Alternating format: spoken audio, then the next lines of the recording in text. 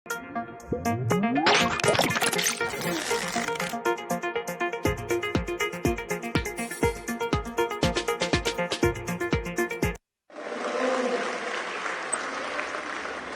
selamat siang pemirsa, kembali bersama kami di laporan khusus Nusantara TV bersama saya Muhammad Irsal. Kita akan langsung simak bersama-sama pembekalan yang diberikan oleh Ketua Umum Dewan Pimpinan Nasional Perhimpunan Advokat Indonesia DPN Peradi, Profesor Dr. Oto Hasibuan MM, kepada para advokat muda yang tadi siang sudah dikukuhkan, diangkat dan juga diambil sumpah untuk menjadi advokat di wilayah Pengadilan Tinggi Surabaya. Kita saksikan bersama pembekalan yang akan dilakukan oleh Ketua Umum DPN Peradi Profesor Dr. Oto Hasibuan MM berikut ini. Bagaimana, masih kuat?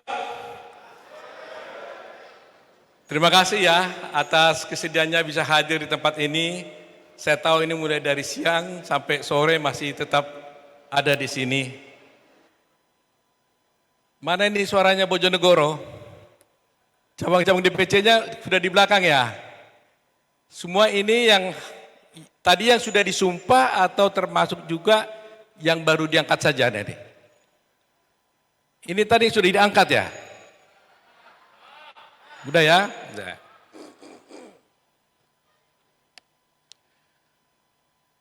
Teman-teman sejawat saya ya, karena saudara sudah diangkat walaupun belum disumpah. Tapi mulai sejak ini saya sudah bisa memanggil saudara teman sejawat karena Anda menjadi teman sejawat saya. Jadi sebagai teman sejawat kita sama di dalam profesi ini. Ya, tetapi kita memang ada aturan tentang etika profesi sehingga kita selalu masih mengenal tentang adanya advokat muda yang lawyers committee, ya, ada yang senior dan sebagainya, sehingga tentunya saudara-saudara sudah diajarkan dalam kode etik bagaimana berkomunikasi di dalam profesi antara teman sejawat masing-masing. Teman-teman semuanya, biasanya kalau pembekalan seperti ini kita paling sedikit saya lakukan 2 jam. Dan di program yang sesungguhnya acara ini seharusnya dilakukan 3 hari. Ya, tetapi kenapa? Karena kami Peradi tidak ingin melihat kejadian-kejadian seperti selama ini. Banyak sekali teman advokat-advokat, bahkan juga yang sudah senior, ternyata masih belum juga bisa merasakan, menjiwai, mendalami, dan menghayati bagaimana profesi advokat itu yang sesungguhnya. Oleh karena itu kami sebagai Peradi ini bertanggung jawab sebelum Anda nanti disumpah ya dalam terjun ke lapangan, kami mempunyai tanggung jawab moral untuk memberikan paling tidak gambaran umum bagaimana seharusnya profesi itu bersikap dan apa yang seharusnya dilaksanakan seorang advokat kalau dia menjadi seorang advokat. Kenapa saya katakan demikian?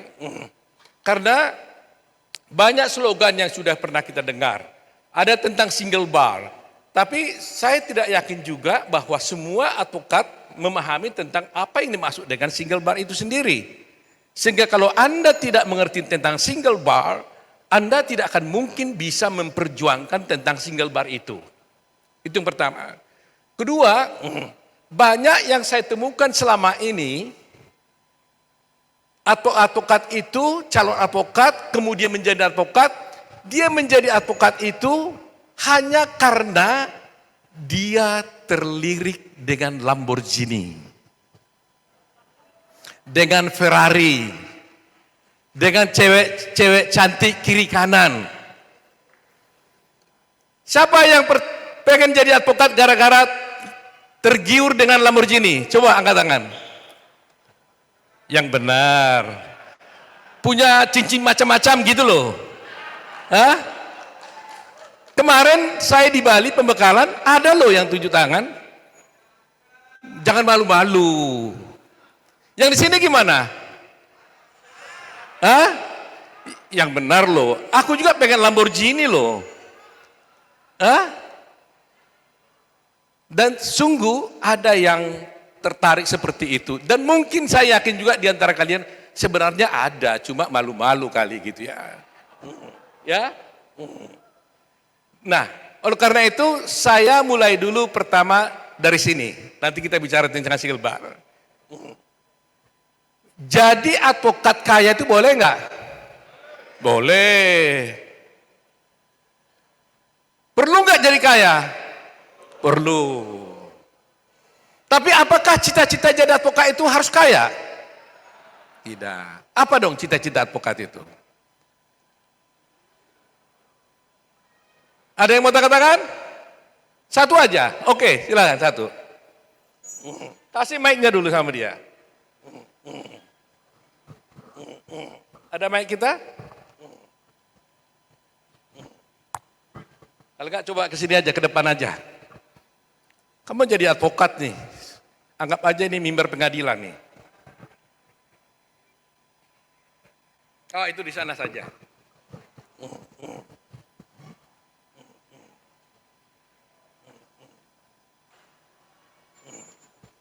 Ternyata ada teman-teman saya juga nih ya, para yang ada di Zoom ya. Salam saya buat teman-teman yang ada di virtual ya. Wah, tepuk tangan dulu dengan teman-teman yang di virtual nih. Tepuk tangan. Aduh, luar biasa. Silakan. Oke, terima kasih Pak Oto atas kesempatan yang diberikan kepada kami. Perkenalkan dulu, nama saya Farida Imawati, Sarjana Hukum. Kami dari DPC Bondowoso. Kebetulan untuk anggota yang dilantik sekarang ini ada 3 orang dari Bondowoso dan kemarin ikut upahnya di Jember. Cita-cita saya memang dari awal dulu, saya PKPA lulusan tahun 2012 Pak Oto. Pada waktu itu juga Bapak Haji Sutrisno yang memberi pembekalan kepada kami waktu di UNED.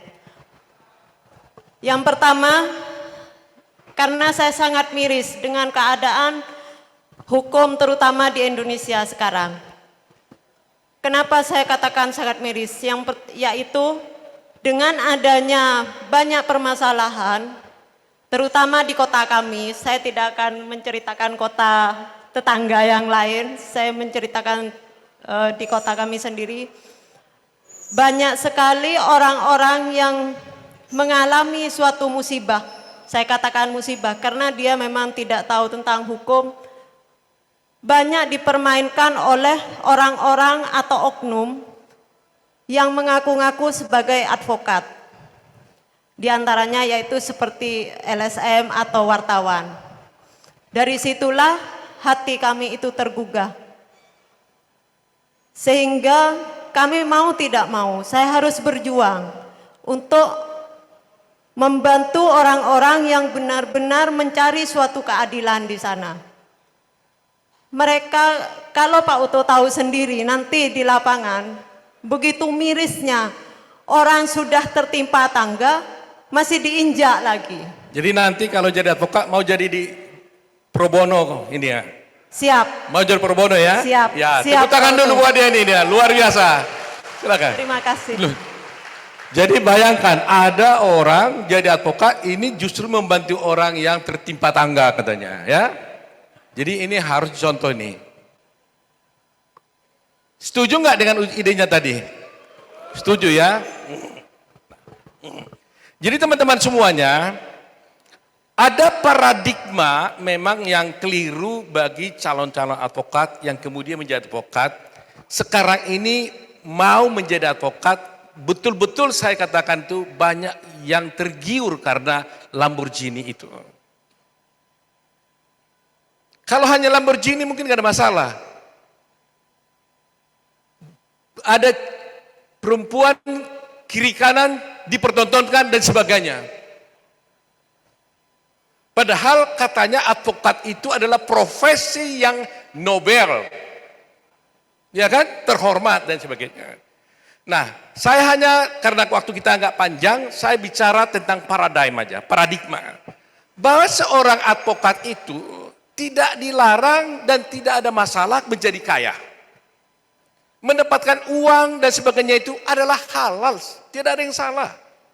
Dan menjadi kaya itu merupakan salah satu syarat, salah satu ya bukan semua, salah satu alasan juga untuk bahagia. Salah satu, bukan utama. Oleh karena itu Anda jangan takut kaya. Tetapi jangan sekali-kali Anda menjadi advokat itu kalau di benak Anda itu adalah untuk mendapatkan uang menjadi kaya. Sekali Anda berpikir bahwa saya mau jadi advokat menjadi kaya, maka Anda akan cilaka.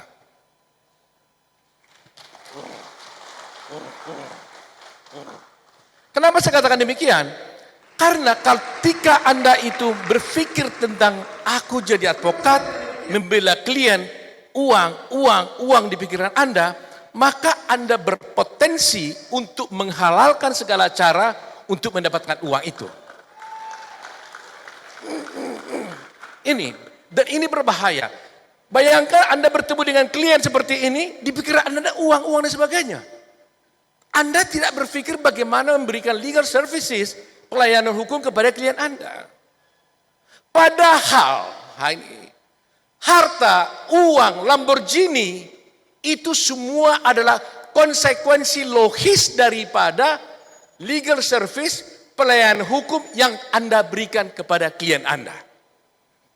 Itu konsekuensi logis.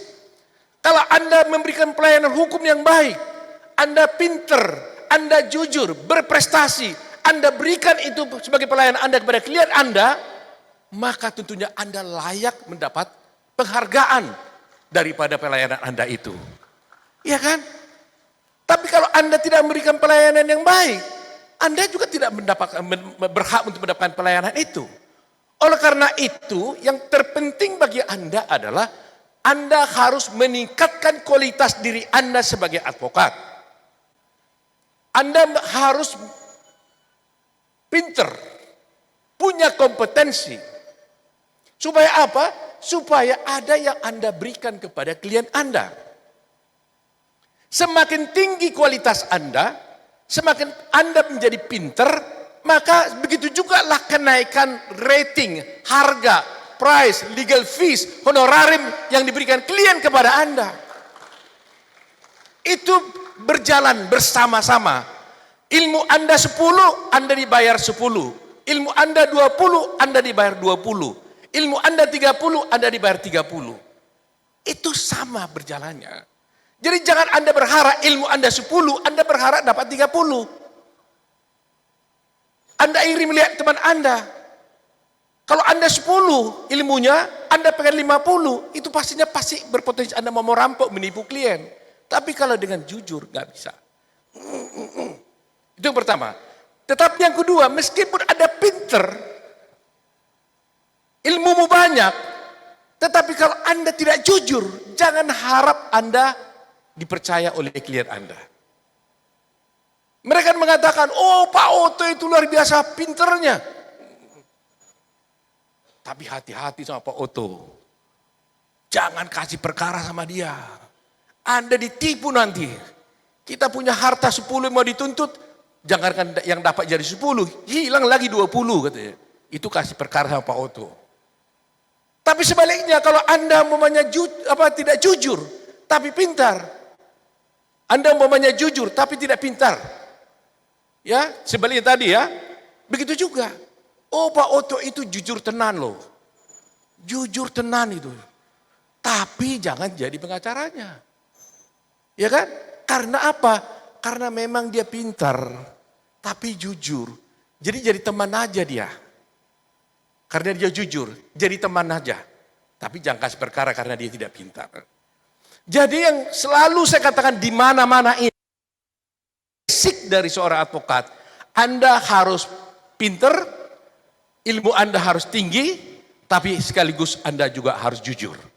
Dua hal ini harus Anda pegang. Ya, percayalah kalau Anda bisa pegang yang dua ini, saya jamin Anda akan sukses. Ingat ini, jujur. Kalau berbicara tentang kejujuran, di situ sudah ada ketulusan. Sebelum masuk tadi ada yang bertanya pada saya orang yang sudah advokat. Dia bilang, Pak Oto katanya, ini bukan bohong, ada berapa orang saksi tadi yang bertanya.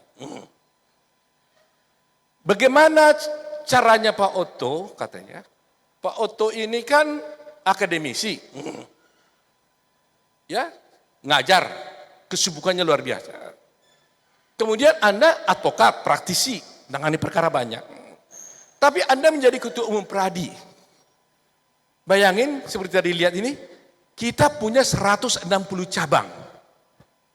Kalau 160 cabang diurut tiap hari pun 1 kali 2 hari, itu gak habis 1 tahun. Gak cukup waktu saya 1 tahun. Terus dia bertanya, lantas rezeki Pak Utu itu datang dari mana? Kapan dapatnya katanya. Ini tadi pertanyaan. Mereka bilang, saya tidak ngerti katanya. Pak Utu tadi saya baru datang dari Bali. Kemarin saya pembekalan di Bali, habis dari pembekalan langsung berangkat ke sini pagi. Kita bertemu di sini. Habis dari sini nanti kita langsung lagi ada acara di Bandung. Sebelumnya juga harus ada acara di Tanjung Balai Karimun dan di Batam. Dan hari Batam nanti langsung ke Pekanbaru. Nah, lantas dia tanya, selain itu kamu kan punya kantor menangani perkara. Terus rezekinya kapan datang? Saya katakan, ingat ini, believe it or not. Tapi Bu Anda ya, jangan believe it or not. You have to believe it. Rezeki itu kakinya 3 nih. Percaya nggak? Rezeki itu kakinya 3. Kaki kita hanya 2. Coba kalau rezeki itu 3 kakinya, kita kejar dengan 2 kaki, bisa kejar nggak? Nggak bisa. Tetapi kalau kita tulus membantu orang, tulus mengerjakan pekerjaan kita, menangani perkaranya dengan tulus, nah disinilah rahasia Tuhan. Rezeki itu yang datang mencari kita. Percaya nggak? You harus percaya itu. Rezeki itu kakinya 3. Demikian juga berorganisasi. Hidup saya itu hampir dimulai dari saya tamat mahasiswa atau mungkin dari kecil saya di organisasi. Mulai di SD, SMP, terus ketua OSIS, ketua senat mahasiswa, kemudian ketua umum IKADIN, terus menjadi ketua umum Pradi dan sebagainya. Belum lagi kegiatan-kegiatan yang di luar dan sebagainya. Tetapi Tuhan tidak pernah mengurangi rezeki saya walaupun saya memberikan waktu ke sana. Rahasianya apa? Tulus. Jujur. Lesson number 1 yang harus Anda ketahui sebagai seorang advokat baru. Pelajaran pertama. Jangan sekali-sekali hianati klienmu.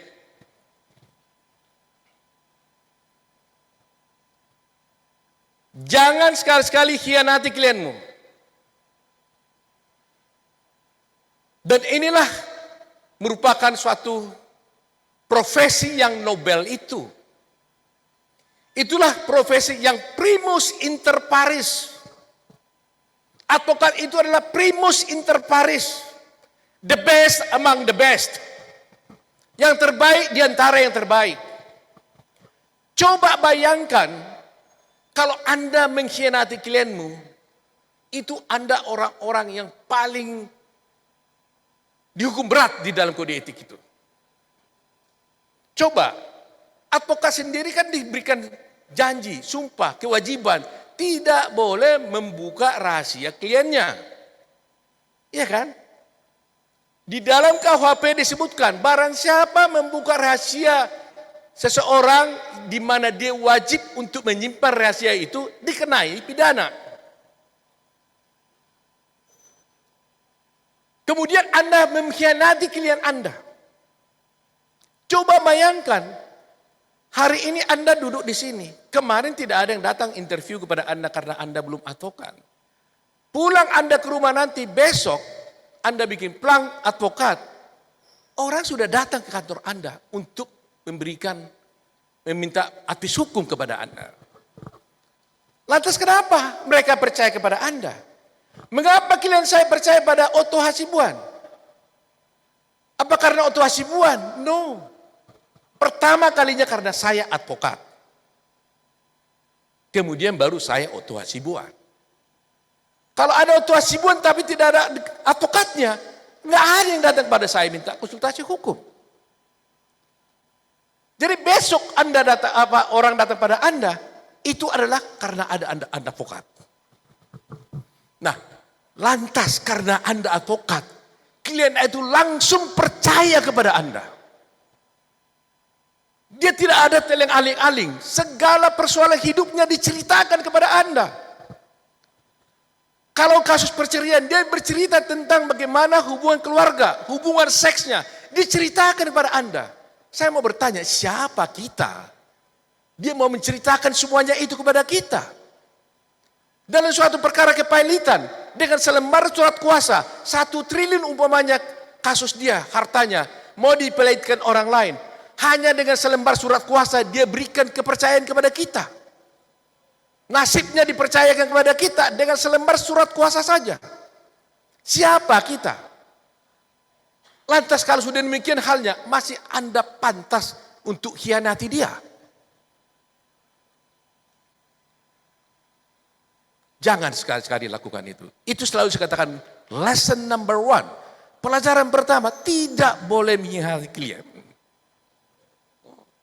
Saya selalu bercerita-cerita ini karena ini cerita saya alami sendiri. Ini by experience.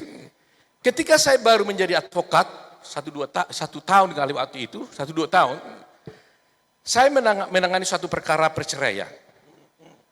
Klien saya ini seorang wanita cantik, dan kemudian laki-lakinya juga ganteng, dua-duanya kaya, berasal dari Sumatera, datang ke Jakarta. Saya bukan pengacara yang anti perceraian, karena perceraian itu kan sah juga menurut hukum. Tapi saya berupaya sekali agar kalau ada perkara perceraian, saya coba upayakan jangan sampai cerai. Sehingga teknik yang paling pertama yang kita gunakan agar orang itu tidak bercerai adalah dengan cara mengulur waktu. Karena biasanya orang datang bercerai kepada kita, dia penuh emosi, marah, dan sebagainya. Sehingga saya menggunakan teknik yang paling pertama, banyak teknik yang lain. Teknik pertama adalah mendelay, mengulur waktu. Kita ulur, kita bikin nasihat, kita bikin pandangan-pandangan, supaya dia pulang dulu, jangan mengambil keputusan dulu, dan sebagainya. Sehingga kedua pasangan tadi itu datang pada saya mengatakan, saya coba nasihati, tetap dia belum mau, tapi saya ulur. Akhirnya pendek cerita, setelah 3 bulan dia datang pada saya dengan marah. Dia bilang, Pak Otto, sebenarnya Pak Otto ini sungguh-sungguh mau menangani perkara saya tidak? Saya katakan, kenapa Bu? Sudah 3 bulan, saya tanya berapa fee-nya, Pak Otto tidak mau jawab. Saya minta surat kuasa, Pak Otto nggak mau teken. Tiap hari kasih nasihat. Kalau memang Pak Otto tidak mau lagi nangani perkara ini, sudah. Kembalikan berkas ke saya mau pergi ke pengacara lain saja. Saya lihat tidak ada lagi yang bisa saya coba untuk bisa menunda perceraian ini.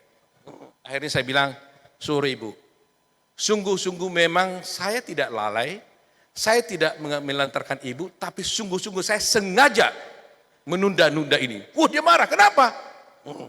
Karena tidak ada alasan yang cukup saya lihat Anda untuk bercerai. Anda tidak menceritakan tentang suatu percecokan yang sedemikian rupa. Anda tidak menceritakan tentang perbedaan umpamanya nafkah dan sebagainya. Semua cantik, kaya dan sebagainya. Tiba-tiba perempuan ini, dia buka bajunya. Saya bilang jangan. Jangan buka baju. Jangan kalian terus pikirnya buka baju, terus pikirannya macam-macam ya. Jangan ya. Terus dia buka bajunya. Saya bilang, apa Bu? Lihat Pak Otto katanya. Apa yang saya lihat di punggungnya? Itu punggung itu ada bekas cambukan. Dia bilang setiap saya diminta berhubungan dengan suami saya, dia harus cambuk dulu sampai berdarah, baru dia nafsu, baru bisa melakukan hubungan seks. Pak Otto masih mempertahankan saya dengan dia katanya. Saya terenyuh, saya diam. Baik Bu, kalau sudah begitu halnya, saya tangani perkaramu. Karena bayangkan, dia hanya bisa bercerai Apa dia hanya bisa melanjutkan hubungan seks apabila si suami melihat perempuan yang merintih, dicambuk, berdarah, baru dia nafsu. Saya pikir ini tidak lagi bisa dipertahankan. Tapi yang Anda ingin saya ceritakan pada Anda bukan soal hubungan seksnya. Yang ingin saya ceritakan pada Anda adalah, coba bayangkan seorang perempuan yang cantik, terhormat, mau bercerita kepada Otto Hasibuan soal hidupnya, soal hubungan seksnya. Lantas, apa masih mungkin saya bisa khianati dia ini? Masih mungkin gak saya khianati dia ini? Inilah yang Anda harus ingat sebagai seorang advokat. Sama halnya dengan harta tadi. Dia sudah mempercayakan nasibnya kepada Anda untuk hartanya. Masih mungkin enggak saudara khianati. Kalau Anda tidak mampu menangani perkaranya, Anda tidak mau menanganinya, jangan tangani. Tapi jangan sekali-sekali khianati dia. Setuju nggak dengan ini? Kok tanggung-tanggung ngomongnya? Setuju nggak? Sengaja saya tanya ini supaya Anda yang mengatakan setuju, Anda ingat terus kata-kata Anda itu. Never try to betray your client. Jangan. Ya. Sungguh-sungguh saya minta jangan. Menyedihkan perbuatan seperti itu. Baik. Selanjutnya, saya ingin mengatakan, kenapa saya katakan advokat itu adalah primus inter pares? Tadi slogan kita sudah mengatakan adalah profesi yang nobel, yang terhormat. Anda mungkin sudah baca cerita ini di PKPA tentunya kan. Anda hanya berani bilang, advokat terhormat. Mungkin dalam hati kecil Anda nggak terima kali ya. Dalam arti begini, apa benar saya terhormat? Wong yang di TV sana banyak yang macam-macam, kok terhormat? Mungkin Anda pikiran Anda begitu. Kadang-kadang saya juga berpikir begitu. Apakah saya berani mengatakan diri saya terhormat? Apakah pantas saya mengatakan diri saya terhormat? Toh perilaku saya seperti ini.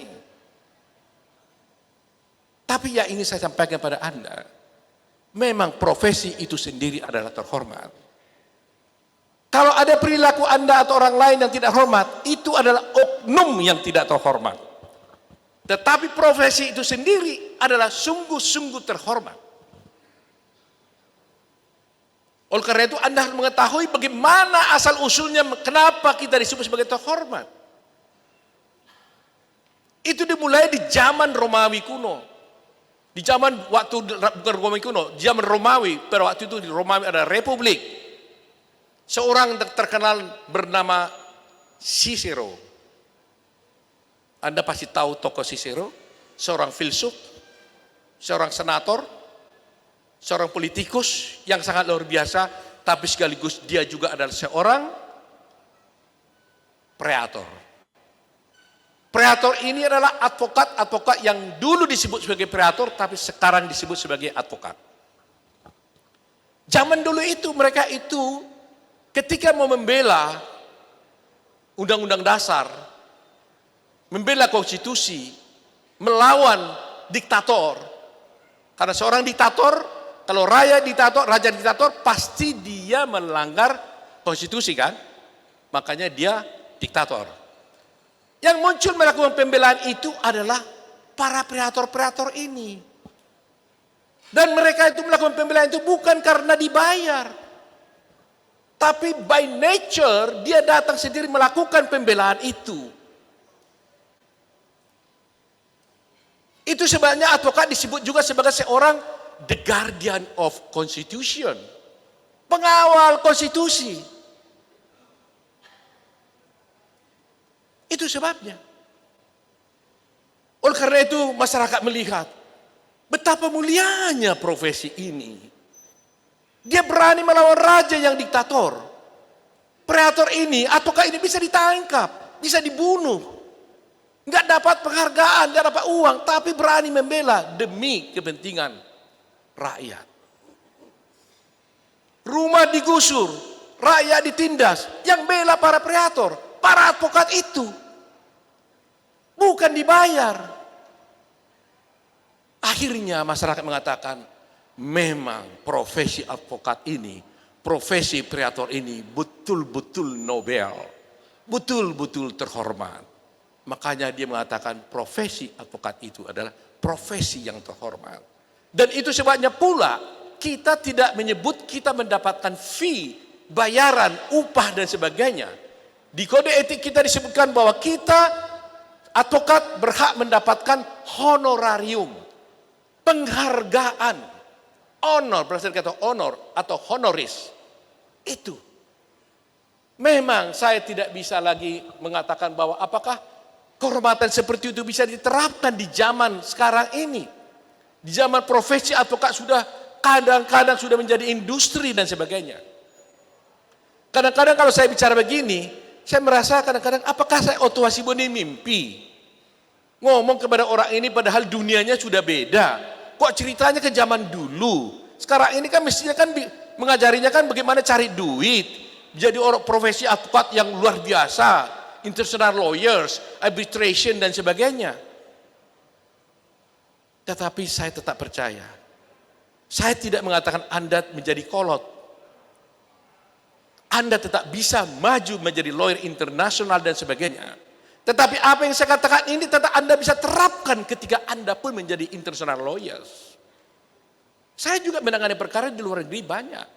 Saya beracara di arbitration Tokyo. Saya menjadi ahli di High Court Singapore.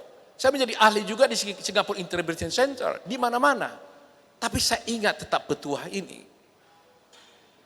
Jadi walaupun ini mungkin agak sulit Anda lakukan, termasuk saya lakukan.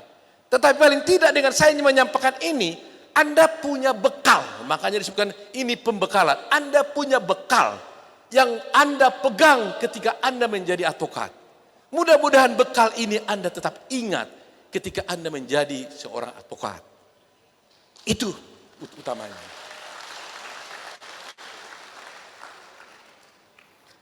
Oke, saya pindah topik. Bicara tinggal single bar. Anda tadi selalu disebutkan adalah tentang single bar. Dan jaket saya selalu saya katakan single bar is a must. Single bar adalah suatu keharusan. Nah teman-teman harus sama cara pandang kita tentang single bar ini. Saya yakin kalian mengerti maksudnya. Apa itu single bar. Tapi kita samakan dulu bagaimana pengertian kita tentang single bar. Hampir di seluruh dunia, kita juga sudah berkomunikasi, berkunjung kepada semua negara, hampir seluruh negara di dunia ini tentang komunikasi advokat. Hampir seluruh dunia menganut sistem single bar. Saya bertemu dengan Presiden Nova di Den Haag, Nederland Orde van Advocaten, juga single bar. Indian bar, Tokyo, Jepang. Padahal Jepang itu namanya adalah Japan Federation Bar Association. Yang namanya federasi mestinya kan bukan single bar. Tapi kenyataannya tetap dia adalah single bar. American bar dan sebagainya. Pendek cerita, hampir seluruh dunia itu menganut single bar. Ada satu negara di daerah Quebec di Kanada sana yang tidak single bar. Itu adalah karena memang sistem hukumnya berbeda. Atau seperti Hong Kong juga tetap dia bilang single bar, tapi di sana ada barrister, ada solicitor, ya kan? Barrister adalah advokat yang menangani perkara di pengadilan, yaitu litigator. Itu namanya itu yang pakai topi-topi kuning itu loh, rambu-rambu itu, seperti di common law system kan, seperti di Hong Kong, di London dan sebagainya. Nah, solicitor adalah tidak berperkara di pengadilan, tapi sebagai legal consultant kalau di Indonesia ini gitu. Tapi mereka ada asosiasi solicitor, ada asosiasi barrister, tapi tetap adalah single bar. Single bar maksudnya adalah biar ada 10 atau 20 organisasi advokat berdiri, silakan. Karena apa? Karena ada prinsip Undang-Undang Dasar kebebasan berserikat kan? Kita bebas berserikat, kita bisa bebas mendirikan organisasi profesi. Tetapi yang punya kewenangan untuk mengatur segala sesuatu hal mengenai advokat itu hanya satu organisasi. Dan itulah yang terjadi di Indonesia ini. Undang-undang advokat kita mengatur sistem single bar, wadah tunggal. Maksudnya wadah tunggal bukan berarti hanya satu wadah yang boleh berdiri, tidak.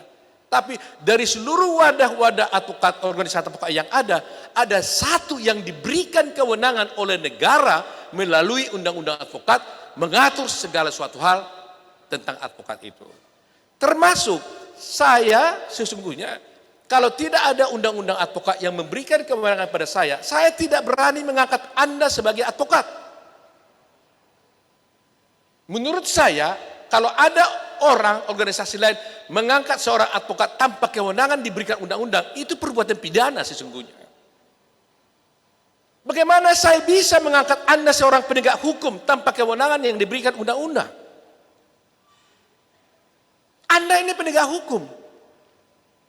Bagaimana seorang asosiasi yang tidak diberikan kewenangan oleh undang-undang mengangkat seorang penegak hukum? Impossible.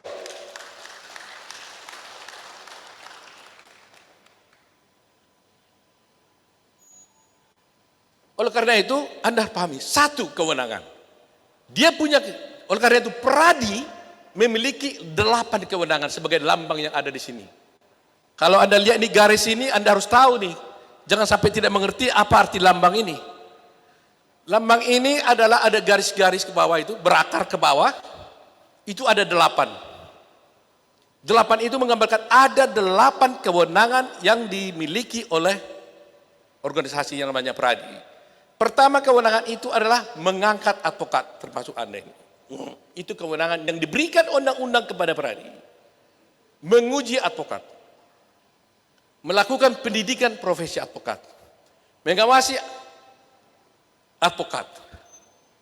Ya, ada 8 itu. Anda bisa baca di undang-undang advokat. Ada 8. Itu kewenangan yang diberikan oleh undang-undang 8. Kemudian ke-8 kewenangan ini dibalut menjadi satu, makanya dia bundar. Dalam satu yang namanya single bar. Meskipun Anda punya kewenangan, tapi Anda berada dalam satu kewenangan itu, satu wadah yang namanya Peradi. Kitalah yang punya kewenangan itu. Dan Anda harus berbangga, walaupun sedikit mungkin susah, kenapa ya ada perpecahan di Peradi? Kenapa ya ada organisasi advokat lain bisa mengangkat atau mengajukan proposal untuk diangkat menjadi advokat? Ini namanya accident. Kecelakaan dalam pelaksanaan hukum oleh Mahkamah Agung. Karena bagaimanapun apapun terjadi, bagaimanapun kan masih satu yang diberikan kewenangan itu melalui undang-undang. Dan itu dikukuhkan oleh putusan Mahkamah Konstitusi yang mengatakan adalah Peradi adalah organ negara. Nah ini tadi yang saya katakan 8 kewenangan itu. Peradi adalah organ negara yang bebas dan mandiri dan melaksanakan fungsi negara. Jadi ke-8 fungsi tadi itu adalah kewenangan negara itu. Gak ada kewenangan kita sesungguhnya untuk mengangkat advokat ini kalau tidak diberikan oleh undang-undang. Saya ini diangkat oleh Menteri Kehakiman sebagai advokat. Menteri Kehakiman. Waktu dulu. Nah, kewenangan yang diberikan, yang dimiliki oleh Menteri Kehakiman ini diberikan oleh undang-undang advokat kepada Peradi. Jadi saya mengangkat Anda ini sebagai advokat ini sebenarnya adalah atas kewenangan yang dimiliki oleh negara yang diberikan melalui undang-undang advokat. Jadi tidak mungkin ini dimiliki orang lain. Tidak mungkin dimiliki organisasi lain. Walaupun saya katakan ini accident, faktanya Mahkamah Agung membuat surat nomor 73 memberikan izin kepada pengadilan tinggi untuk mengangkat advokat di luar Peradi. Ini accident. Di zaman saya pertama kali membentuk Peradi ini, ketika Peradi kami dirikan bersama-sama teman yang lain, tidak ada satu orang pun bisa beracara di pengadilan tanpa kartu Peradi. Dia tidak kenal BAS. Dia tahunya kartu Peradi. 10 tahun ini berjalan.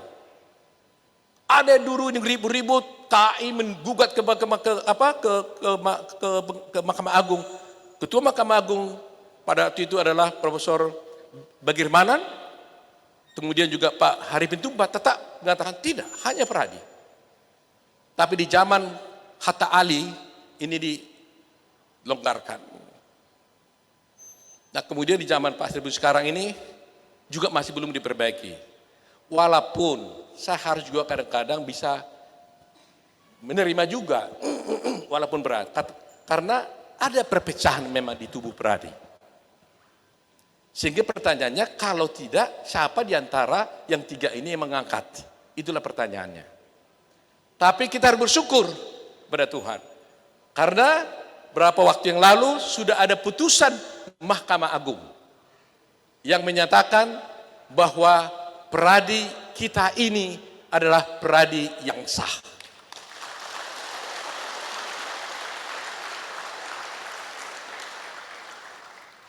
Pertama kali perkaranya adalah gugatan kita NO, kemudian gugatan kita itu dikabulkan oleh pengadilan tinggi, dinyatakan munas yang kita selenggarakan adalah munas yang sah, kemudian Mahkamah Agung menyatakan kitalah yang sah itu, munasnya yang sah. Ya, jadi kalau nanti 1 bulan lagi atau 2 bulan lagi dapat suratnya, surat resminya putusan itu, maka kita akan daftarkan pada Menteri Hukum dan HAM, dan kita akan minta supaya dengan itu yang lain pun tidak boleh lagi menyatakan dirinya sebagai organisasi yang single bar itu.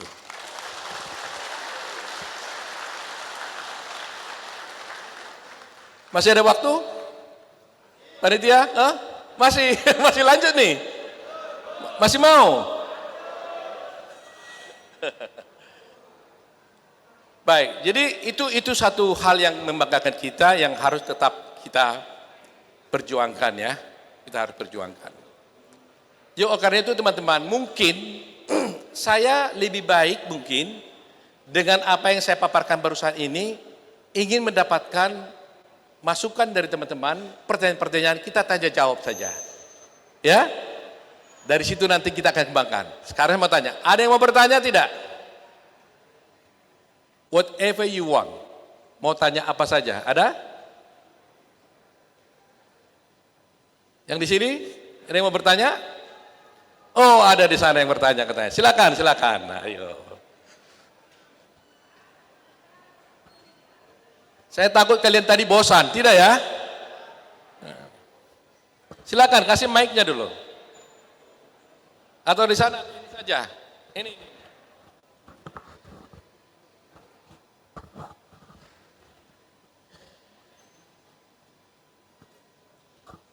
Assalamualaikum warahmatullahi wabarakatuh. Selamat sore, namo buddhaya, salam kebajikan. Sebelumnya kami ucapkan terima kasih kepada DPC Peradi Surabaya yang sudah mengadakan 2 kali rekor muri. Tepuk tangan buat DPC lainnya mungkin bisa mencontoh.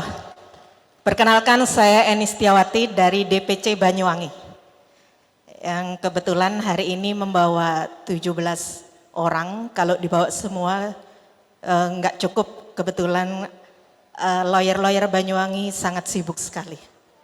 Tepuk tangan Banyuwangi belakang. Ya, singkat saja Ketum, mungkin kalau saya sudah hampir 7 tahun jadi lawyer, mungkin yang baru-baru disumpah hari ini, ilmu yang sangat penting Ketum. Tips bagaimana caranya untuk berani. Karena berani itu banyak artinya, apakah berani itu yang badannya gede, atau berani itu yang teriaknya keras, atau berani itu yang foto dengan Kapolri, disebut dengan berani, dengan kejagung, atau berani itu yang terus, artinya ini berani dalam menghadapi perkara. Karena kalau lawyer itu harus berani gitu kan. Apakah berani itu yang berani ngasih duit di bawah meja gitu Ketum. Jadi ini tips yang simple tapi sangat dibutuhkan bagi seorang advokat. Setuju? Ya, sekian, terima kasih Ketum. Wassalamualaikum warahmatullahi wabarakatuh.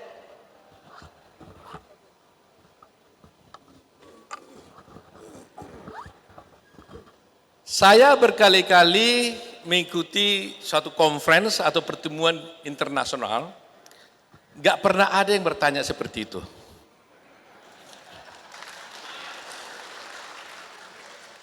Dan pertanyaannya itu bukan hanya dia, berkali-kali banyak bertanya, itu terjadi di Indonesia. Tapi di negara lain nggak pernah bertanya seperti itu. Saya mau cerita satu kisah nyata saya. Saya menangani suatu perkara di Hong Kong. Karena saya sebagai orang luar, tentunya saya nggak bisa sit di tribun. Saya hanya bertindak sebagai Indonesian Counsel. Demikian juga kalau orang asing datang ke Indonesia nggak boleh beracara di litigasi kan. Saya juga tidak bisa beracara di litigasi, tapi saya sebagai Indonesian Counsel berkonsultasi dengan solicitornya. Di luar kita bisa dengan baristernya. Suatu ketika yang dibela ini kenapa saya diminta adalah orang Indonesia yang dituduh money laundering di Hong Kong. Kira-kira 10 tahun yang lalu. 10 atau 15 tahun yang lalu. Ketika pembelaan saya duduk bersama solicitornya. Baristernya tentunya di sana membela di sidang. Saya menggunakan cara berpikir Indonesia. Seperti tadi, siapa tadi namanya? Berterkenal juga dong, siapa namanya? Jenny? Annie ya? Annie, terima kasih Annie ya. You membuat saya menjadi terpancing untuk bisa bercerita. Saya lihat-lihat hakimnya ini, kok gak mungkin jangan-jangan berpihak ini kepada jaksa ya. Saya menggunakan pikiran Indonesia. Karena saya tidak melihat klien saya ini kelihatannya nggak dibela gitu loh. Tapi lihat, pertanyaannya dan sebagainya gitu ya. Sehingga saya bertanya kepada solicitor ini. Saya nggak selalu lupa Mr. Lau atau siapa ya. Saya bilang, saya lihat ini hakimnya ini kelihatannya berat sebelah. Saya bilang kira-kira gitu. Apakah mungkin dia karena terima uang atau gimana sesuatu, saya bilang. Dia langsung tarik saya keluar.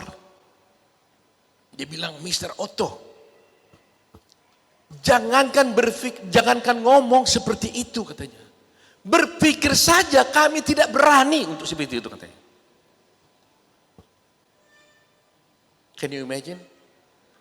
Jangankan mengucap kata-kata bahwa menuduh seorang hakim menerima sesuatu dalam perkara. Itu dia bilang tidak mungkin kami lakukan. Itu contempt of court dia bilang. Jangankan untuk ngomong, berpikir saja dia tidak berani. Padahal kalau kita berperkara, tiap hari kita pikir seperti itu kan? Tiap hari kan berpikir kan? Ya, di sini aja terungkap. Ada yang kasih uang dan sebagainya. Di sana mikir aja nggak ada. Nah kadang-kadang ketika saya bikin pembekalan atau PKPA, saya kadang-kadang juga kontradiksi dalam hati saya. Apa yang saya ceritakan ini bisa mereka terapkan di dalam kenyataan. Bagaimana kalau nanti kenyataannya Anda berhadapan dengan situasi seperti itu. Anda dengan jujur, tekun, ilmu, jujur.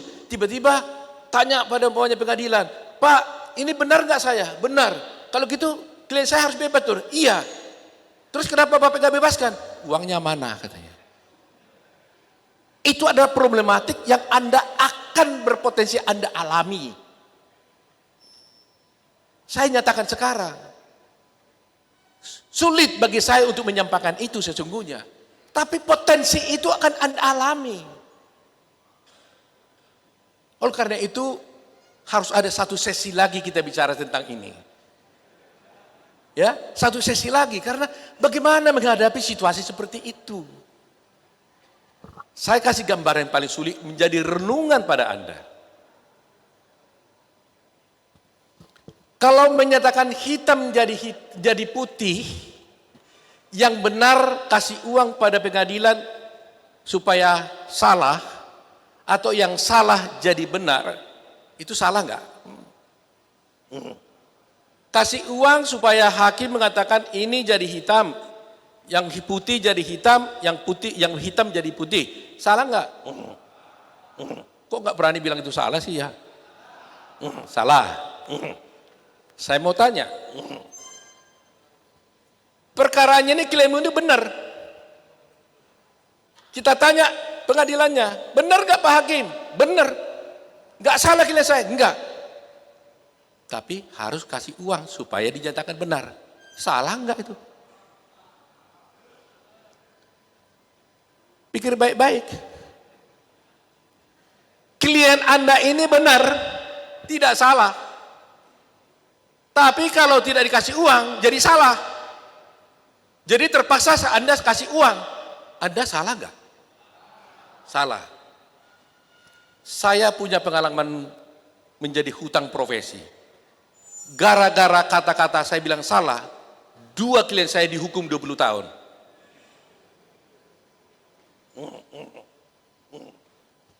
Ini fakta, saya nggak bohong. Kalau saya kasih, bebas. Nggak kasih, 20 tahun.